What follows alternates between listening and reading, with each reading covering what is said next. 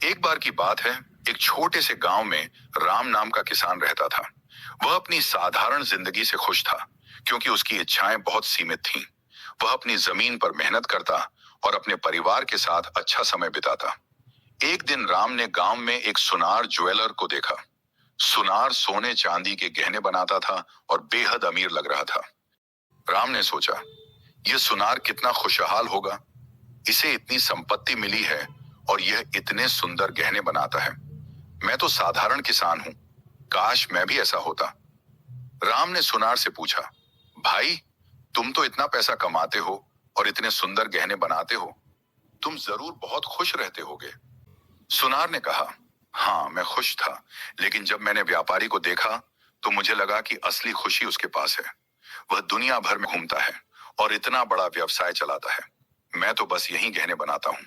राम को अब व्यापारी से मिलने की इच्छा हुई। वह व्यापारी के पास गया और पूछा, भाई, तुम तो बड़े अमीर हो और पूरी दुनिया घूमते हो, तुम्हें तो सबसे ज्यादा खुशी मिलती होगी। व्यापारी ने कहा, मैं भी खुश था, लेकिन जब से मैंने डॉक्टर को देखा है, मुझे लगता है कि असली खुशी उसी के पास है। वह लोगों की जान बचाता है और सबकी इज्जत पाता है। मेरी दौलत भले ही बहुत हो, लेकिन मुझे वह संतुष्टि नहीं मिलती। राम ने सोचा कि अब डॉक्टर से मिलकर देखना चाहिए। वह शहर के एक नामी डॉक्टर के पास पहुंचा। डॉक्टर से उसने पूछा, भाई, तुम तो लोगों की जान बचाते हो, तुम्हें तो सबसे ज्यादा खुशी मिलती होगी। डॉक्टर ने मुस्कुराते हुए कहा, मुझे लोगों की मदद करने में खुशी मिलती है, लेकिन मेरी जिंदगी बहुत व्यस्त है।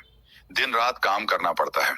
कभी कभी मुझे लगता है कि काश मैं तुम्हारी तरह एक किसान होता। तुम्हारी जिंदगी कितनी सादी और शांतिपूर्ण है। तुम तो अपने समय के मालिक हो और खुली हवा में काम करते हो। यह आजादी मेरे पास नहीं है। राम ये सुनकर हैरान रह गया।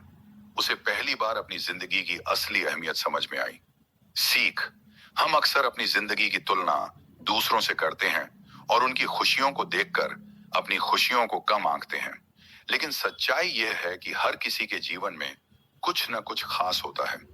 असली खुशी अपने पास जो है, उसकी कदर करने में है। हर दिन एक नई रोचक कहानी के साथ कहानियां ऑन यूट्यूब आपके पास हाजिर होगा। इसलिए चैनल को सब्सक्राइब करना ना भूलें। धन्यवाद।